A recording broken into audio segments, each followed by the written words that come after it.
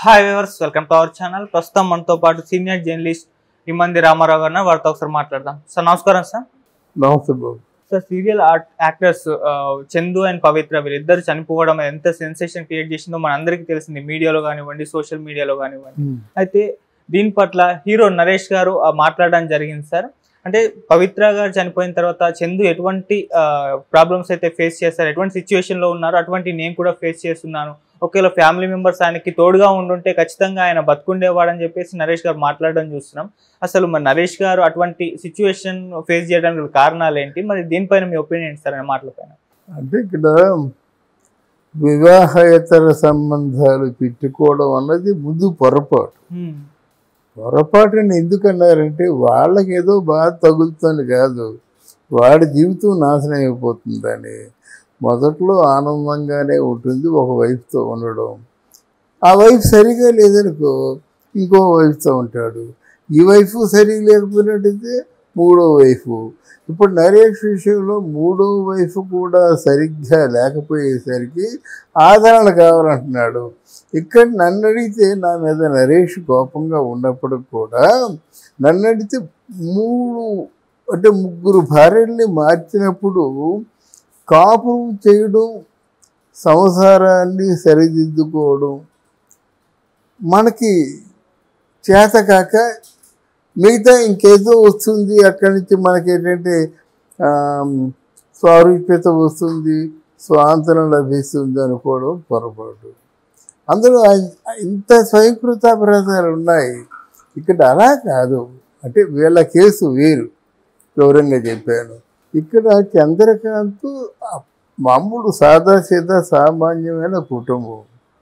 సహజంగా ఎవరైనా పైకి వస్తున్నప్పుడు వాళ్ళని లొంగ తీసుకోవడానికి, వాళ్ళ స్వప్రయోజనాల కోసం ఉపయోగించుకోవడం కోసం ఆడవాళ్ళు ముందుకు వస్తారు. ఆడవాళ్ళు ఏదో ఒక గిమ్మికి చేసి వాడిని పడేసే ప్రయత్నం చేస్తారు.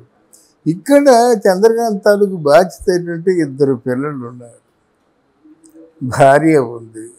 అక్కడ ఆ భార్యని 2 పిల్లల్ని చక్కబెట్టుకోపోయినట్టయితే రెండో భార్య మూడో భార్య ఎవరు మాత్రం చక్కబెట్టుకుంటాడు? అక్కడ సంసారంలో భార్యని మరిచిపోయి ఇంకొకరి వైపు చూస్తున్న భర్త అయినా, భర్తను మర్చిపోయి ఇంకొకరు ఆశ్రయం పొందడానికి ఆరాటపడుతున్న భార్య అయినా వీళ్ళు చేసిన పొరపాటే. ఈ పొరపాటుని ఏమో వదిలేసి అహంకారంతో ఇద్దరు, ఇప్పుడు సపోజ్ భర్త కోపం వచ్చిందనుకో, ఆ భర్త భరించేదే భార్య, సరిదిద్దుకోవాలి. ఆ సరిదిద్దుకోవడం జరగదు, ఈగోలు. ఈరోజు ఈయన ఎంత పిచ్చోడు అయిపోయారంటే ఆ పవిత్ర లేనిదే బ్రతకలేడు. కలిసి యాక్టింగ్ చేస్తున్నారు. ఆ బయటకు వచ్చి బయట ప్రపంచంలో ఇట్లాంటి డిఫరెంట్ సెక్స్తో పనిచేస్తుంటే, అంటే మహిళలతో పనిచేస్తుంటే చాలా ప్రమాదం అది. వాళ్ళ అవసరానికి మనల్ని ఉపయోగించుకుంటారు. అందువల్ల అదే విధంగా కాకుండా వాడు లైమ్ లైట్లోకి వస్తున్నాడు అనేసరికి ఉపయోగించుకుంటారు అన్నమాట. అది ఆలోచించుకోవాలి. పాపం అమాయకంగా నమ్మేశాడు.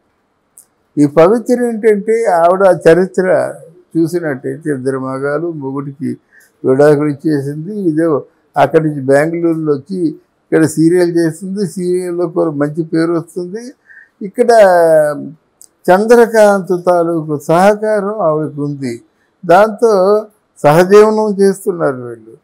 సహజీవనం చేస్తున్నారు అంత మాత్రంలో వీడు ఇల్లు మర్చిపోయి, ఆ శిల్ప అని ఒక భార్య ఉంది ఆయనకి, ఆవిడ పేరు శిల్ప, అసలు చూడకుండా, పిల్లల్ని చూడకుండా ఆ 24 గంటలు సీరియల్స్, వీళ్ళు వేరే కాపురం పెట్టారు, ఎవరు పవిత్రను చంద్రకాంత్ను. ఈ పరిస్థితుల్లో వాళ్ళు ఆ పవిత్ర కూడా ఆ యాక్సిడెంటు ఏదో అనుమానాస్పదంగా ఉంది అని అంటున్నారు. ఆ జోలికి మనం వెళ్ళొద్దు. కానీ తర్వాత ఈయన తేరుకోకపోవడం అన్నదే ఆయన తాలూకు బలహీనత. చచ్చిపోయింది కదా, బలంగా ఉంటే ఇప్పుడు అవిటిది అయిపోయిందనుకో, అంగవైకల్యం ఉందనుకో, ఆమె గురించి ఆలోచించవచ్చు. She no where, our chapter is over. ఆయన వాడు అదే మనసుతో ఉంటూ అదే ఆలోచనతో ఉంటూ ఆయన కృంగిపోవడం అన్నది ఇంట్లో వాళ్ళ తప్పు. ఇంట్లో వాళ్ళకి తెలుసు కదా, అది ప్రాణప్రదమైనటువంటి అమ్మాయి చచ్చిపోయిందని పవిత్ర. కొంచెం ఎక్కడికి వెళ్ళొద్దు, మీ మనసు బాగాలేదు కదా, కొన్నాళ్ళ పాటు ఇంట్లో ఉండండి, ఏదో జరిగింది జరిగిపోయింది, నేను మీకున్నాను అని చెప్పేసి అవకాశం తీసుకుంటే బాగుండేది. అది తీసుకోకపోయేసరికి మామూలుగా అలవాటైన మందే కదా, పవిత్ర ఆయన కలిసి మందు తాగేవాడట. ఈయన కూడా మామూలుగా మందు లేకుండా ఉండలేకపోయేవాడు అనమాట. సహజంగా మందు ఎప్పుడైతే ఎక్కువైందో బుద్ధిని కోల్పోతుంది. ఆ మందు తాగే ముందు ఏ ఆలోచనతో అయితే ఈరోజు ఎలాగైనా చచ్చిపోవాలి, ఈ పేడ విరగడైపోవాలని తనను తాను నిందించుకుంటూ మొదలు పెడతాడు. అక్కడ కొంచెం ఒక్క క్షణం తన ద్వారా పుట్టిన పిల్లల గురించి కానీ, అరే 3 ముళ్ళు వేసినటువంటి భార్య కదా, ఆవిడెల్లా వెళ్ళిపోయింది, నేను తప్పు చేశాను, కాలు పట్టుకుంటాను, ఆవిడ్ని వేడుకుంటాను, మళ్ళీ జీవితం సాగిద్దాం, ఎందుకంటే నా పిల్లలు ఉండిపోయారు కదా అక్కడ అని ఆలోచించుకుంటే ఉరిపోసుకోడు కదా. అందువల్ల ఇది డిఫరెంట్, నరేష్ డిఫరెంట్.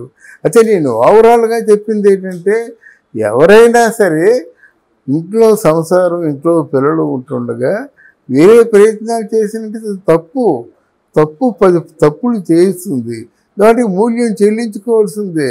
అంటే తప్పు చేసిన దానికి మూల్యం ఆత్మహత్య కాదు, ఉరి తీసుకోవడం కాదు. తప్పు చేసిన దానికి మూల్యం ఏంటంటే పశ్చాత్తాపం, మళ్ళీ తన తప్పులను సరిదిద్దుకోవడం అన్నమాట. అవి లేకుండా దీంతో ఆయన కంపేర్ చేయడం అది కరెక్ట్ కాదు. నరేష్ కరెక్ట్ కాదు.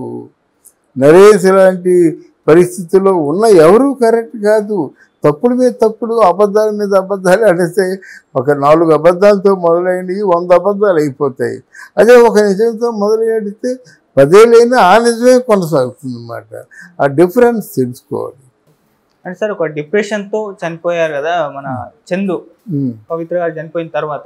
అంటే అటువంటి డిప్రెషన్ పరిస్థితులు నేను ఎదుర్కొన్నాను, ఆ టైంలో ఫ్యామిలీ సపోర్ట్ కావాలి ఎవరికైనా సరే అన్నట్టుగా మాట్లాడారు ఆయన. నేను అదే చెప్తున్నాను కదా, ఇప్పుడు ఆవిడ చనిపోయిన తర్వాత పోనీ జరిగిపోయిందండి, తప్పు జరిగిపోయిందండి, మీ పిల్లల్ని చూడండి, నా ముఖం చూడండి, పిల్లల ముఖం చూడండి, నేను ఇక ముందు మీరు చెప్పినట్టు వింటానైనటువంటి స్వాంతన వచనాలు పలికి ఉంటే ఆయన బ్రతికేవాడేమో.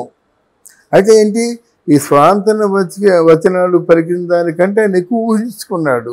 అంటే పవిత్రం లేని జీవితం నాకు వృధా అనుకున్నాడు, ఓ డెసిషన్కి వచ్చాడు.